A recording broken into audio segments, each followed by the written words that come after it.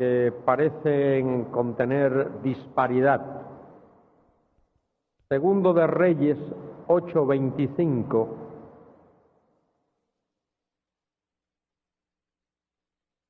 En el año 12 de Joram, hijo de Acab, rey de Israel, comenzó a reinar Ocosías, hijo de Joram, rey de Judá.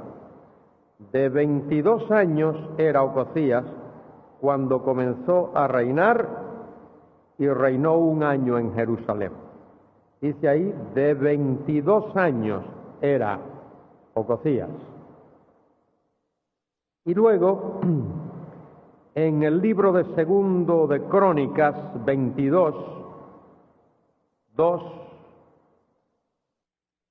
dice, cuando Ocosías comenzó a reinar, era de 42 años. En un pasaje dice, en el de Segundo de Reyes, que era de 22, en el Segundo de Crónicas, que era de 42. Y la persona pregunta, ¿cuál de esos dos es correcto? Debo decir, para aclarar, que el inconveniente que existe con el uso de números, dígitos, tanto en el Antiguo como en el Nuevo Testamento, es que se usan letras, las letras del alfabeto.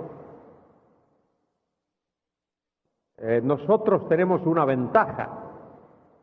Por supuesto, podemos escribir la palabra dos, D-O-S, pero poner el número 2. Y en muchos casos para aclarar, utilizamos las dos.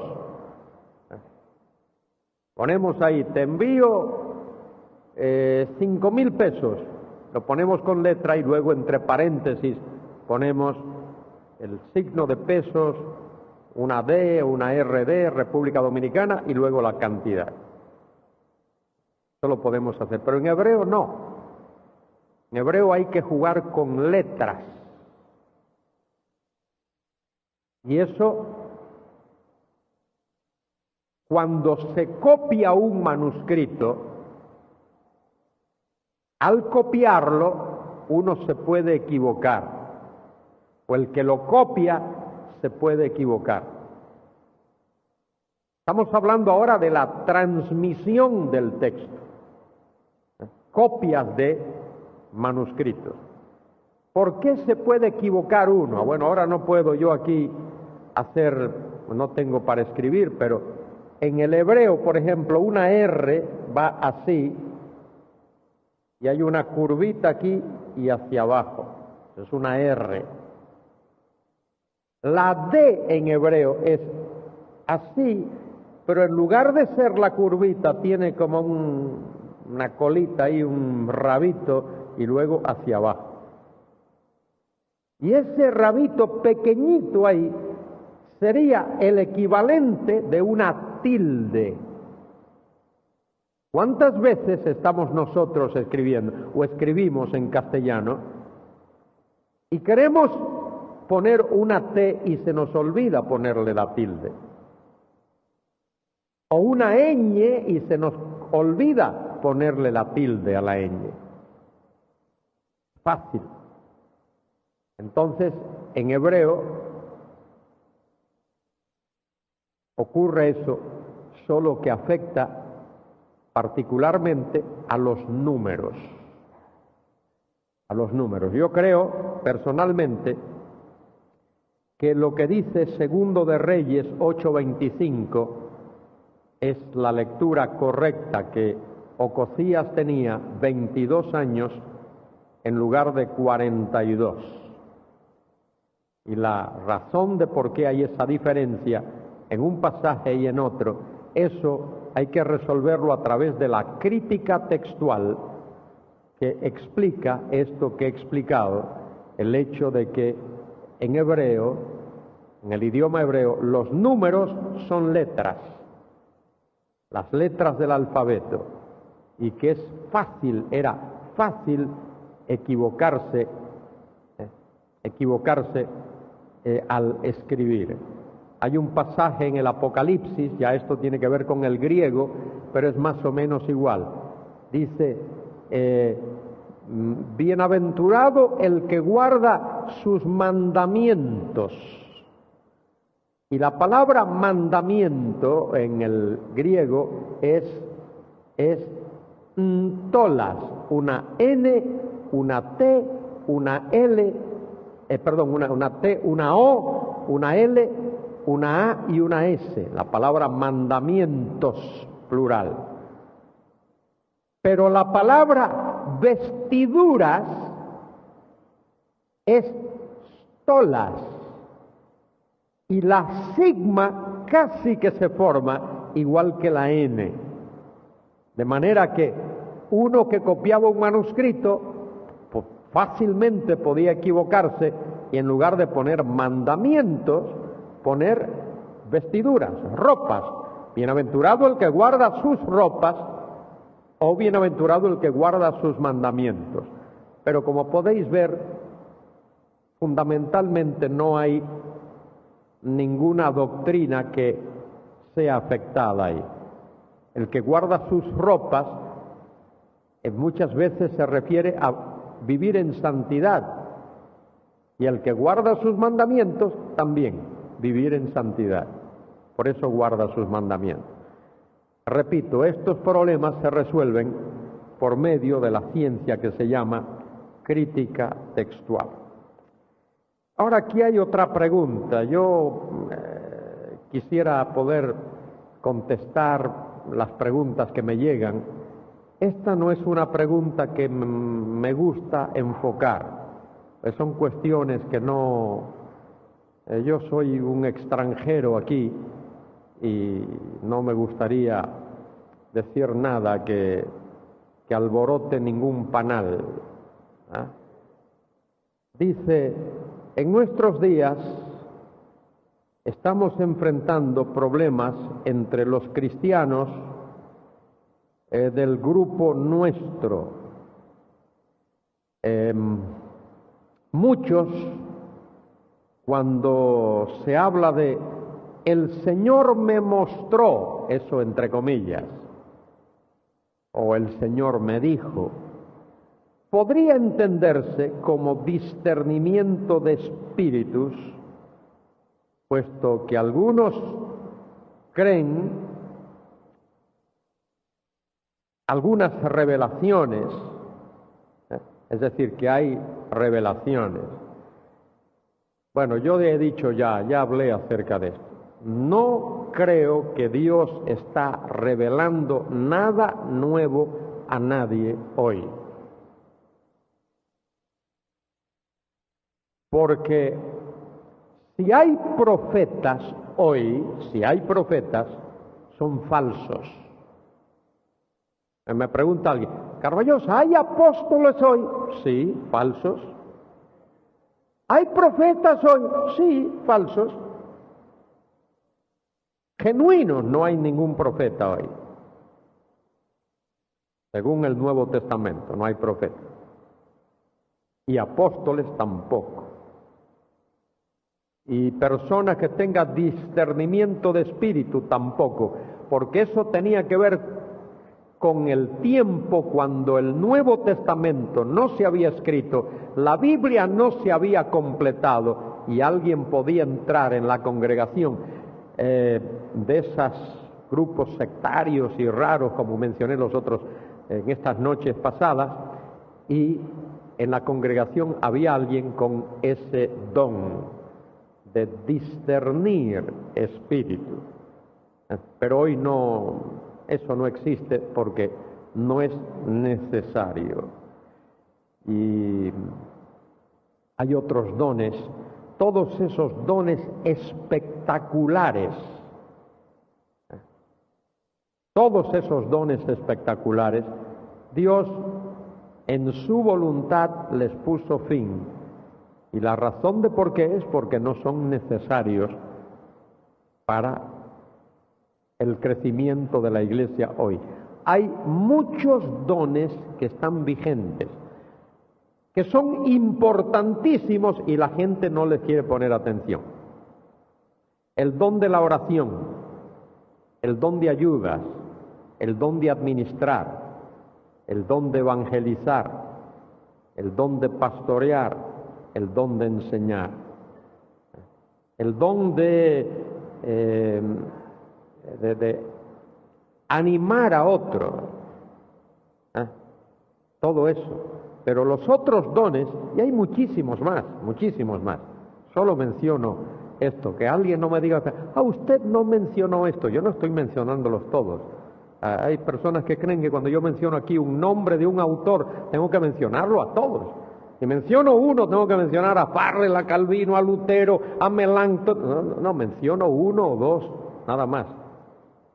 Pues no voy a mencionar toda la lista, imaginaos, me pasaría yo aquí 3 horas mencionando nombres de grandes, muchísimos, grandes. El gran teólogo de la Reforma, Juan Calvino, el gran reformador y activista de la Reforma, Martín Lutero, y así, yo no voy a mencionarlos todos, y es interminable casi la lista. Bueno, hay dones, muchísimos de ellos, que hacen falta y que están vigentes, pero la gente quiere los dones espectaculares, particularmente esos que son, según la Biblia, dones inferiores. Además, el que da los dones sobrenaturalmente es el Espíritu. Primera a Corintios 12, 9, 11, Primera Corintios 12, dice que es el Espíritu el que da dones como Él quiere. Los da como Él quiere. Y todos no tienen que tener el mismo don. Pues si no, imagínense, es como si todo el cuerpo fuese ojo. Abre la puerta y vemos un ojo entrar por allí. Abrimos esta y vemos una oreja entrar por ahí. Abrimos la otra y vemos solo una nariz entrar. Bueno, es lo mismo. Dice Pablo, ¿son todos apóstoles? ¿Cuál es la respuesta? No. ¿Son todos apóstoles? No. ¿Son todos maestros? No. ¿Son todos evangelistas? No. ¿Hablan todos lenguas? No. ¿Todos interpretan? No.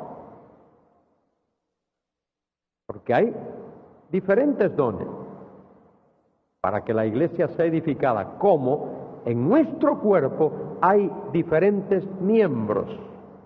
Y cada miembro tiene una función, y cada miembro contribuye con su función especial.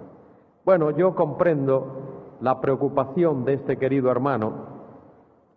Yo solo digo, lo he dicho ya varias veces y lo repito y no tengo ningún problema en repetirlo, que hoy día nadie está recibiendo nueva revelación.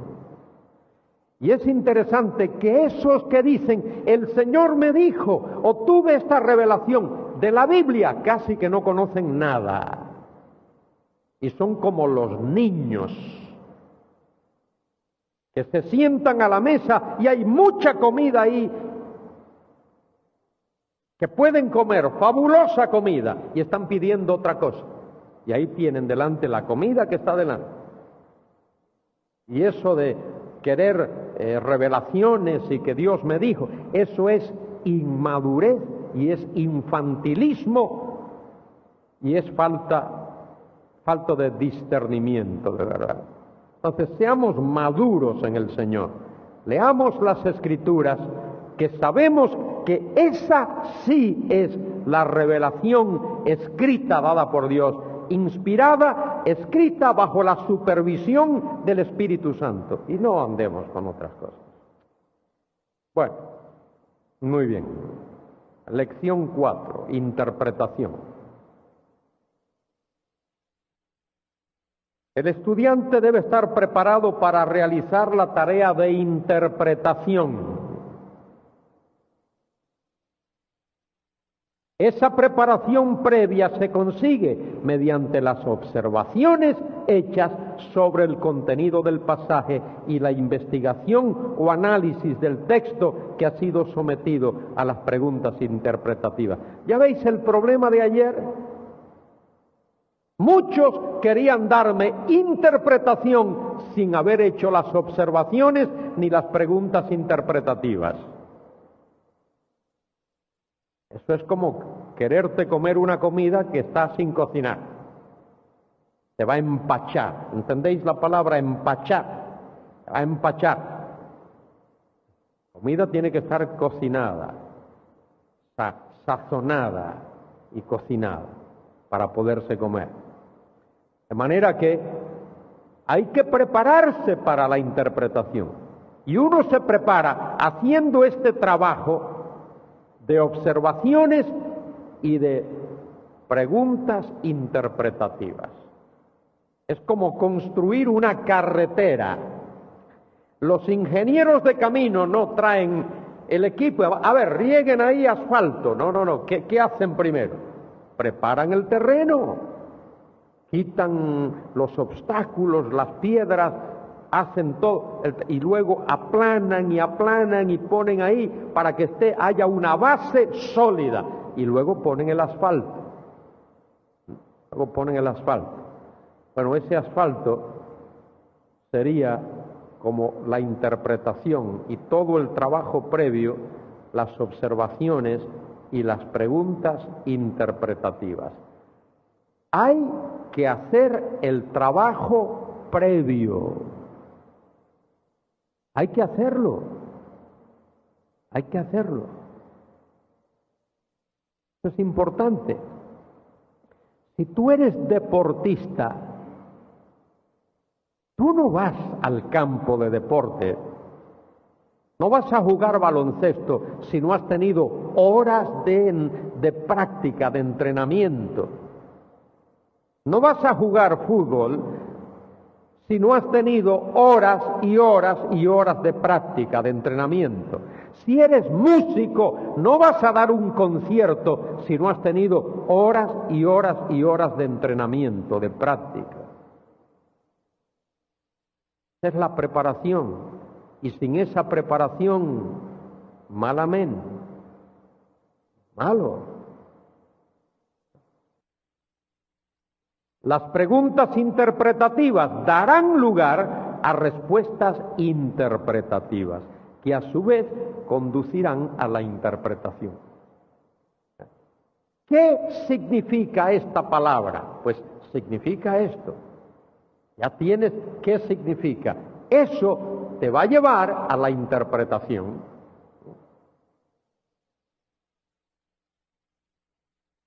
Me seréis testigos. ¿Qué significa eso de testigo? Bueno, significa dar un testimonio fehaciente, un testimonio nítido, un testimonio puro de algo que uno ha visto, que uno ha experimentado. Me seréis testigos. ¿Testigos de qué? Testigos de que Cristo vive, testigos de su resurrección. Y aquellos que tenían que dar testimonio de eso habían visto al Señor Jesucristo. Esos fueron apóstoles del Señor, que vieron al Señor. Por eso cuando Pablo tiene que defender su apostolado, dice, y me apareció a mí, al último de todos, al postrero de todos, como un abortivo, es decir, uno nacido fuera de tiempo. Pablo defiende su apostolado diciendo, he visto al Señor.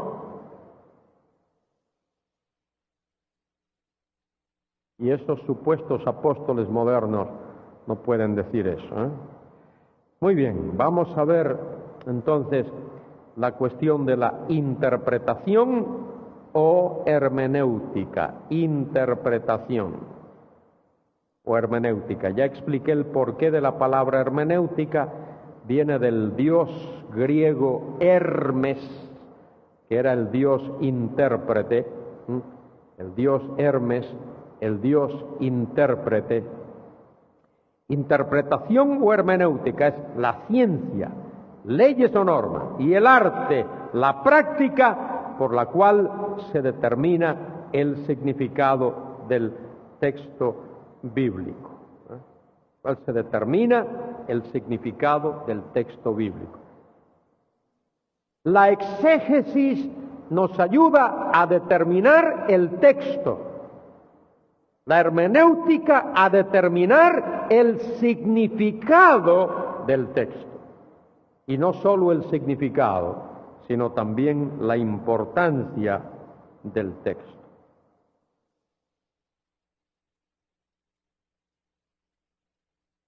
La hermenéutica establece los principios que gobiernan la comprensión de lo que uno lee o estudia. Cuando leemos cualquier cosa, aunque sea el periódico, el diario, cuando lo leemos estamos interpretando. Siempre estamos interpretando. Existe una estrecha relación entre hermenéutica y exégesis. Existe una estrecha relación entre hermenéutica y exégesis. Prácticamente lo acabo de decir hace un momento. La hermenéutica es el lado teórico, la exégesis es el lado práctico. La hermenéutica establece las reglas de la interpretación. La exégesis aplica dichas reglas al texto bíblico. ¿Alguien tiene dudas respecto de esto? ¿Cuál es tu pregunta? Sí. Bueno, es que las dos van unidas. La hermenéutica necesita de la exégesis y la exégesis también necesita de la hermenéutica. Por eso es que hay una estrecha relación entre ambos. Hay una estrecha relación entre ambos. La hermenéutica es el lado teórico y la exégesis es el lado práctico. ¿Cuál se usa primero? ¿Cuál se usa primero? Primero se usa la exégesis. Primero se usa la exégesis y luego la hermenéutica. No puede haber hermenéutica, no puede haber interpretación si no ha habido exégesis.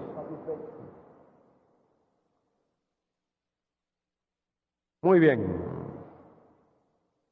Interpretar es comprender el significado de una cosa.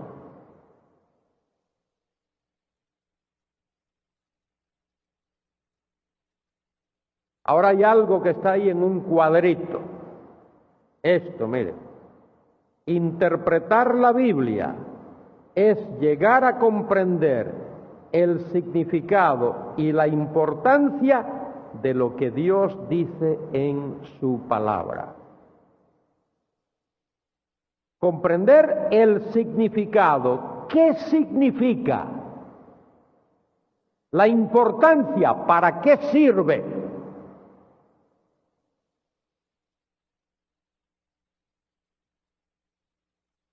Eso cuyo significado es esto, ¿para qué sirve? ¿Para qué sirve?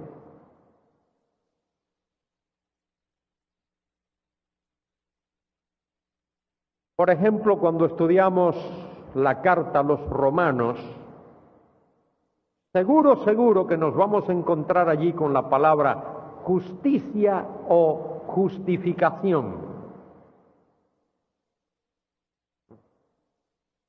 Justicia o justificación. Dikaio zune, justicia, justificación. Bueno, ¿qué es eso? Definimos esa palabra diciendo que justificación es el acto divino por el cual Dios declara justo aquel que cree en Cristo. Esa es una definición que lo encuentras en cualquier libro. Esa no me la inventé yo ahora mismo. Cualquier libro de teología la encontramos. Ahora, eso es lo que significa. Eso es lo que significa. Ahora, ¿cuál es su importancia? ¿Para qué sirve? ¿Para qué sirve eso? Sirve porque sin eso no tenemos entrada en la presencia de Dios. Solo el justo puede entrar en la presencia de Dios.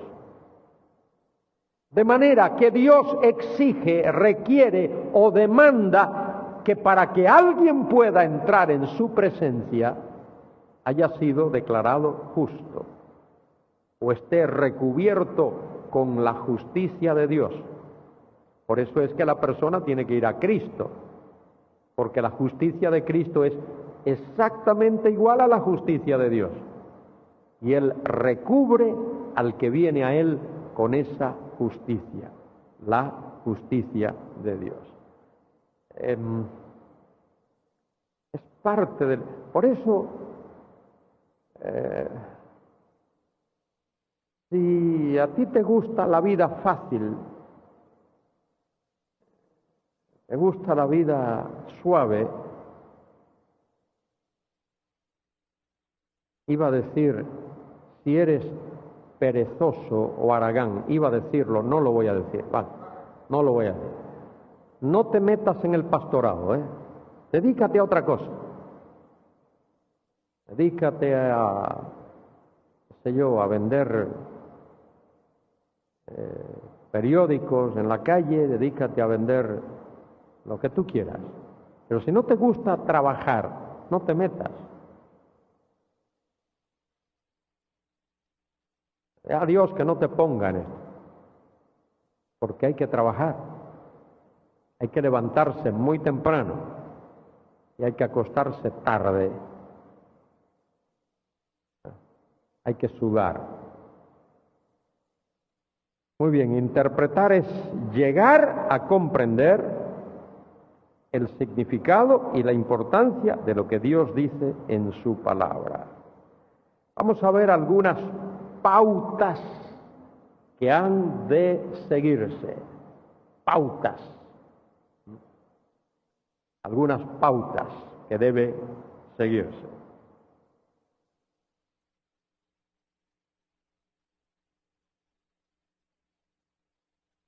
El intérprete de la Biblia necesita depender de la iluminación del Espíritu Santo. Eso es obvio. Eso es fundamental. Ese es el punto de partida. Que el Espíritu Santo ilumine tu mente para comprender. Hay algunos pasajes ahí que sugiero que lo leas. Segundo, el intérprete debe usar las mismas normas a lo largo de su interpretación.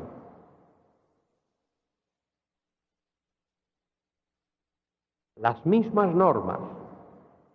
No debe de cambiar de normas, de leyes, de tercio, no debe de cambiar.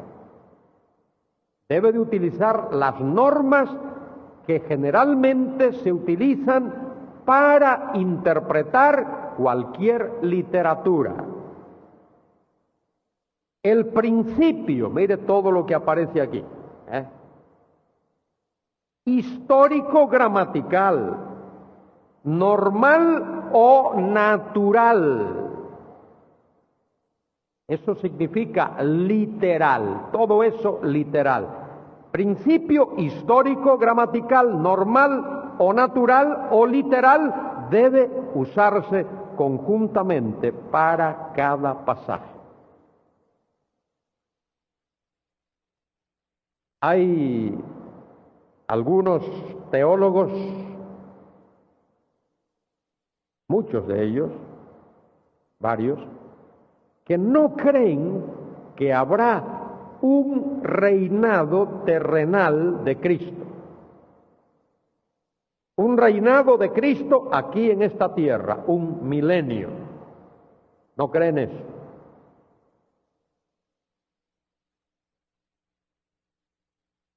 Y esos teólogos son buenos teólogos en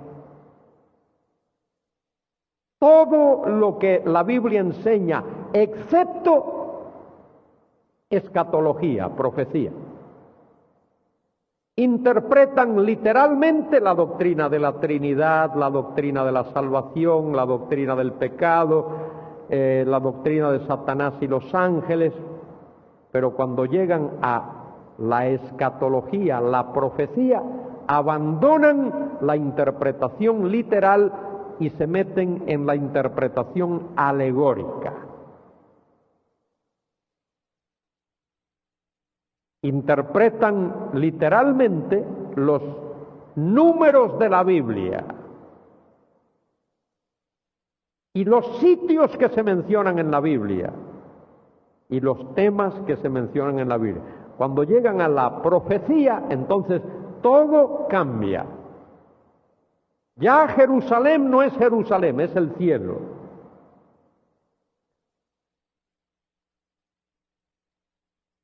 Ya los montes y los valles de los que habla la Biblia en la descripción del reino ya no es eso, es otra cosa.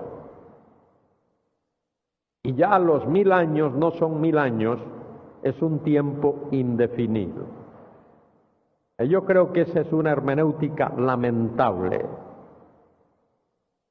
porque el intérprete tiene la responsabilidad de interpretar las escrituras, los pasajes que tiene delante y utilizar congruentemente las mismas normas, las mismas reglas de interpretación para toda la Biblia.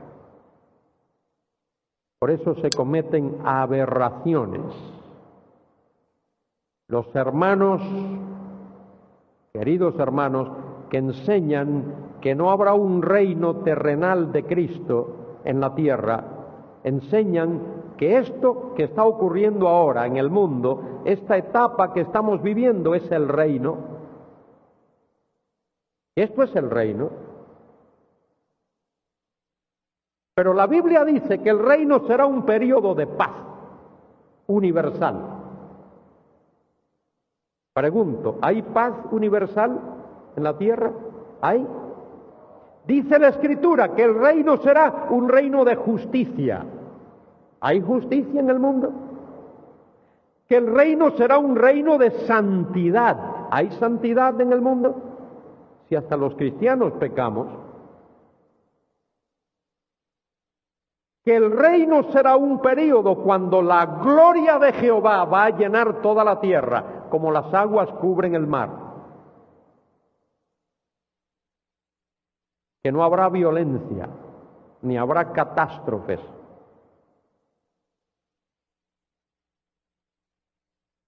Que el reino, ese, cuando Cristo venga, será un periodo de tiempo cuando el diablo esté neutralizado. No estará activo en la tierra. No podrá tentar a nadie ni causar daño a nadie. Pero ¿qué dice la Biblia de esta época, de ahora? Primera de Pedro 5:8. El diablo anda como león rugiente buscando a quien devorar. Hechos capítulo 5. Ananías y Zafira, ¿por qué permitisteis que Satanás llenase vuestro corazón? O cuando Pablo escribe en 1 Tesalonicenses 2, diciendo, quise ir a vosotros, pero Satanás me lo impidió.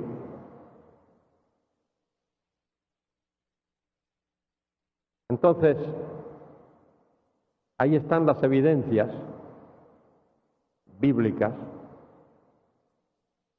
Lo que uno no debe hacer, yo no quiero hacer esto, y pido al Señor que me libre de eso, es porque yo quiera aferrarme a un sistema de teología que alguien diseñó, quitar mi vista de lo que dice la Biblia. Quiero que mi teología salga de la Biblia. No quiero leer mi teología hacia la Biblia. No quiero obligar que la Biblia acepte mi teología. Quiero que la Biblia me dé su teología, me llene de su teología. Esa es la diferencia. Entre paréntesis, eso es lo que intento hacer en ese libro que llegó ayer aquí, Cristo Rey de Reyes. Eso es lo que intento hacer. Intento practicar eso. Y dejo el juicio en las manos del lector, si eso se hace o no. Tercero, el intérprete debe reconocer el uso de figuras de dicción y darle el significado que tienen en el uso cotidiano. Darle el significado que tienen en el uso cotidiano. Ejemplo de esto, en la epístola de Santiago, Santiago dice, por ejemplo, que el que duda es como el oleaje del mar. Eso es una figura. El que ha estado a la orilla del mar ve que las olas van y vienen y suben y bajan y vuelven, y ese oleaje del mar manifiesta inconstancia, de manera que esa figura, el que duda es como el oleaje del mar. Eso refleja inconstancia. Es una persona inconstante. Y ya he mencionado cuando Santiago dice, la lengua es un fuego, un mundo de maldad. Santiago está utilizando ahí la figura que se llama metáfora. La lengua es un fuego.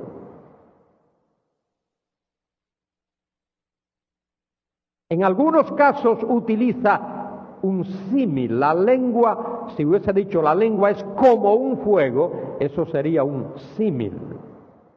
Y así hay muchísimas figuras en esa epístola que intento también destacar.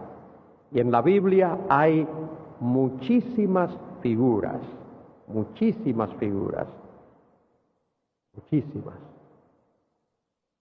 En el Evangelio según San Juan hay muchísimas.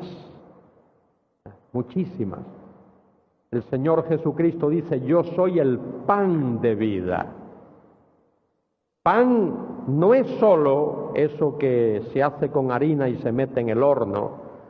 La palabra hebrea lechem significa alimento, comida básica.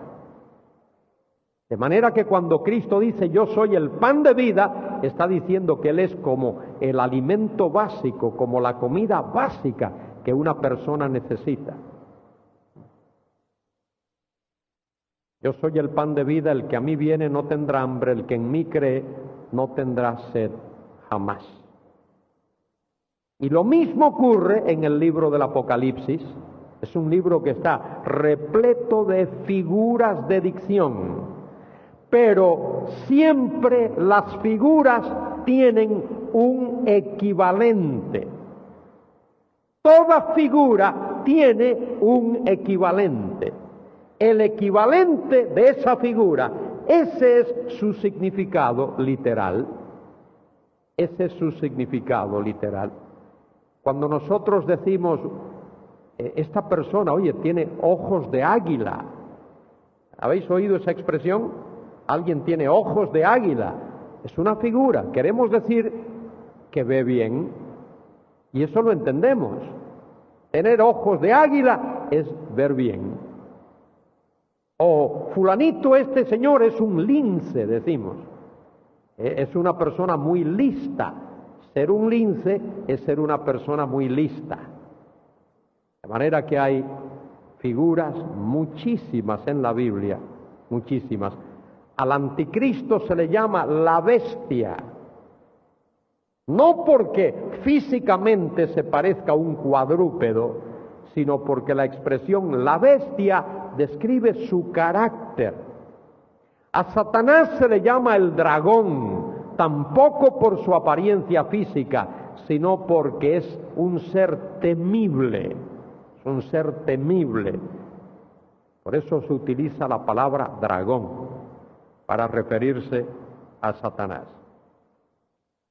Digo que el intérprete debe reconocer el uso de figuras de dicción y darle el significado que tienen en el uso cotidiano.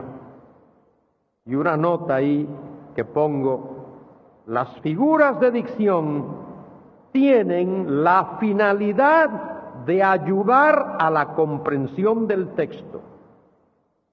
Se usan para aclarar, no para oscurecer el pasaje.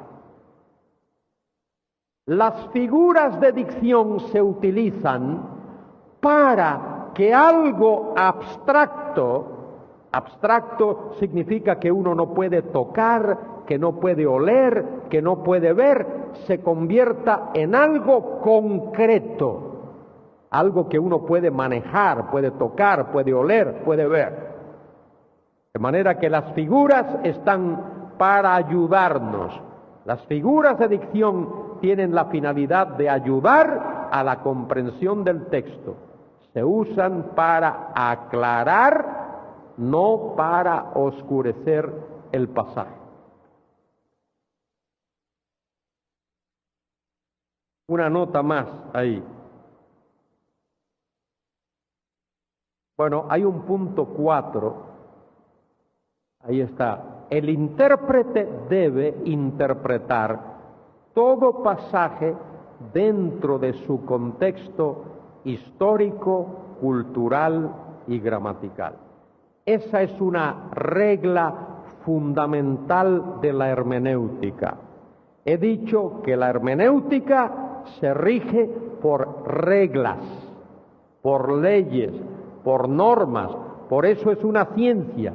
Una ley imprescindible de la hermenéutica es esta: todo pasaje debe de interpretarse dentro de su ambiente, de su entorno, de su contexto histórico, cultural y gramatical. Esa norma no debe violarse. Otra regla de hermenéutica es la que acabo de mencionar antes, que hay figuras de dicción que hay que tener en cuenta. Esa es una norma, una regla de hermenéutica. El uso del lenguaje figurado, eso debe tenerse en cuenta a la hora de estudiar cualquier pasaje de la Biblia. Y hay que tener en cuenta el contexto histórico. ¿En qué época de la historia se dijo eso, se escribió eso? ¿A quién se le dijo? ¿Qué implicación cultural hay ahí? ¿Y qué implicación gramatical hay? Ya hemos hablado bastante de eso. Ahora, debe recordarse, recuérdese que toda buena interpretación es aquella, pon atención a esto, toda buena interpretación es aquella que da a cada palabra o frase el significado primario, cotidiano, generalmente reconocido y aceptado. Debe de haber una coma después de cotidiano.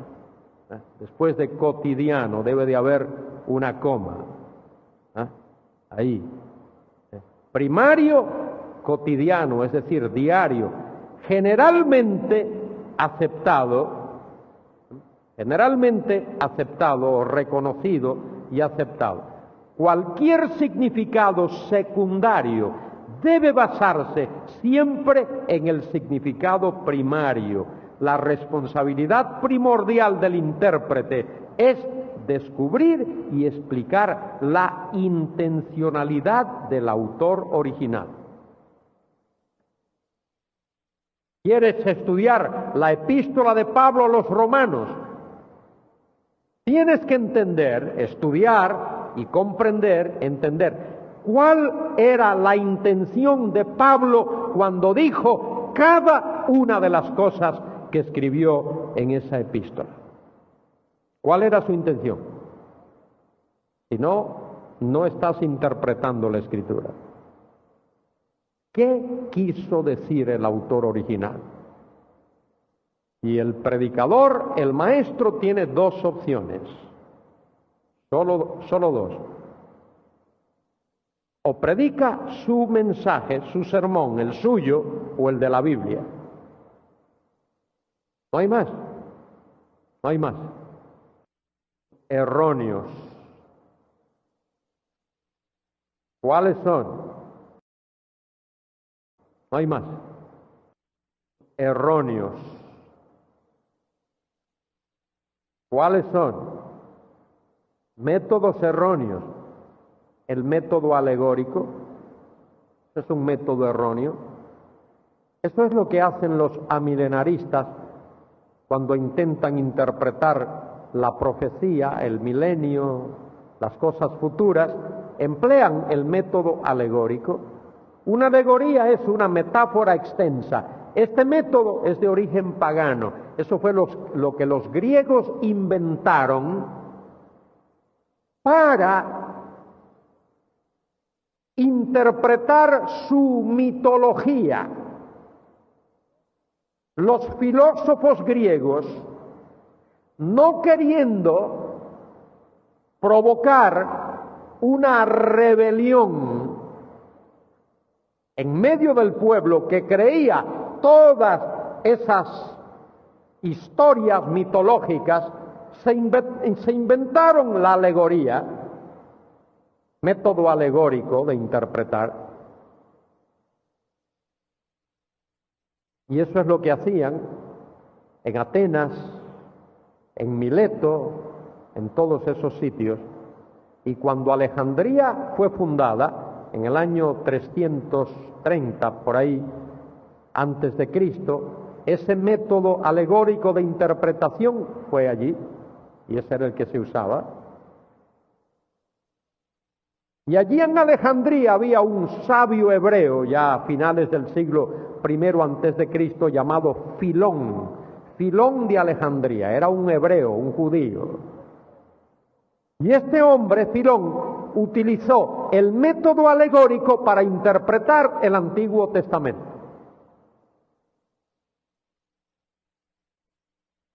Y de ahí eso pasó a los cristianos, particularmente a un hombre llamado Orígenes de Alejandría.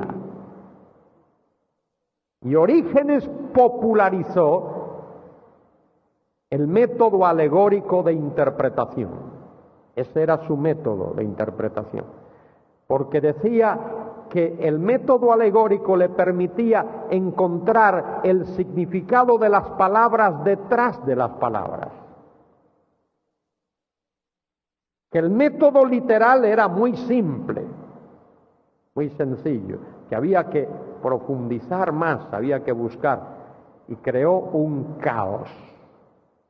Y posteriormente, la segunda mitad del siglo IV al siglo V, San Agustín de Hipona adoptó el mismo método, y ahí sí eso se extendió. San Agustín, con sus escritos, pues dio a conocer, y muchos quisieron imitar a Agustín y comenzaron a aplicar el mismo método de interpretación. Vamos a ver, ese método es negativo porque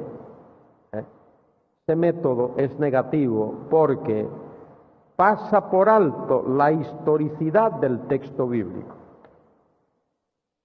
Por ejemplo, se va a interpretar el libro del Génesis.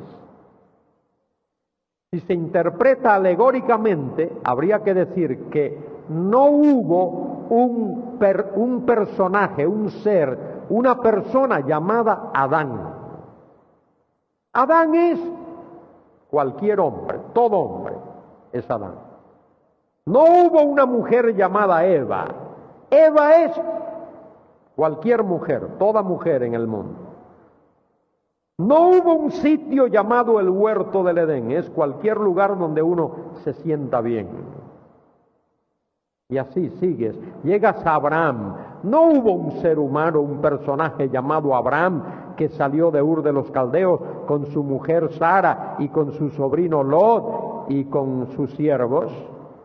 No, eso es solo para describir la historia de la fe y se le pone nombres. Esto es totalmente ridículo, pero eso es lo que el sistema alegórico hace. ¿Cuál es el primer problema? Destruye la historicidad del texto. Segundo, carece de control para establecer una interpretación objetiva. ¿Por qué? Porque si hay 5 intérpretes interpretando alegóricamente el mismo pasaje, habrá 5 interpretaciones. Y si hay 10, habrá 10 interpretaciones, todas ellas diferentes. Y si hay 100, habrá 100 interpretaciones, todas ellas diferentes. El método alegórico carece de control. El único método que establece un control es el método histórico, literal, normal, natural, literal, porque se guía por reglas, por leyes, por normas concretas. El segundo método erróneo es el método que se llama desmitificante. Este método, aunque no lo produjo, sí lo popularizó el alemán Rudolf Bultmann. Este método fue promovido por el alemán Rudolf Bultmann, nacido en el año 1884 y murió no hace mucho tiempo, ya muy mayor. Bultmann siguió a otro teólogo alemán llamado David Strauss, como el músico, pero no eran familia. David Strauss. David Strauss escribió una introducción, un libro llamado La vida de Cristo, Lebe Jesus, vida de Cristo. Y ahí plantea que la iglesia primitiva, entiéndase, después de la muerte de los apóstoles, después del año 100, la iglesia quiso predicar a Cristo y predicar el Evangelio. Y para hacerlo atractivo, para que los oyentes, el auditorio, la gente,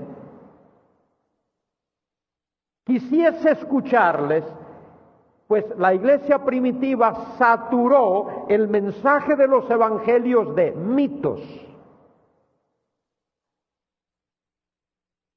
Los milagros de Cristo, cosas que Cristo dijo.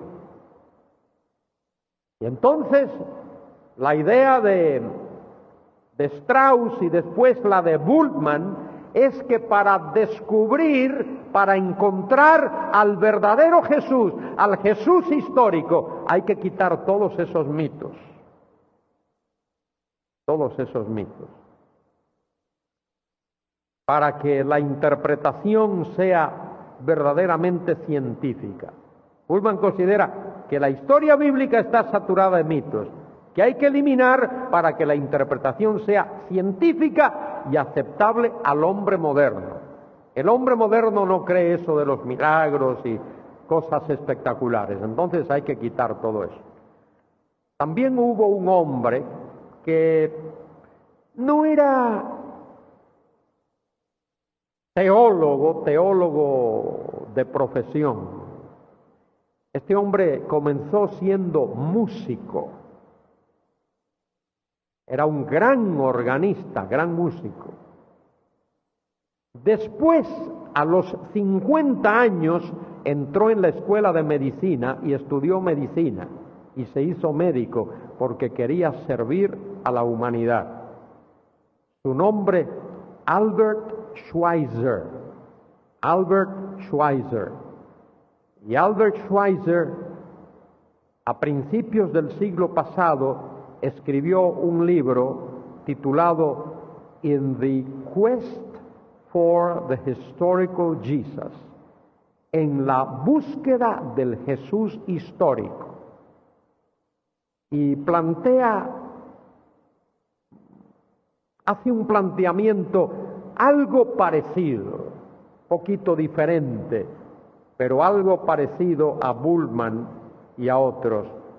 Y Schweitzer dice que Cristo, al final de su ministerio, se frustró, y él mismo, por así decir, quiso que lo mataran porque estaba desencantado, estaba frustrado, etc. Y ese es el Jesús histórico, el Jesús que estos hombres intentan presentar.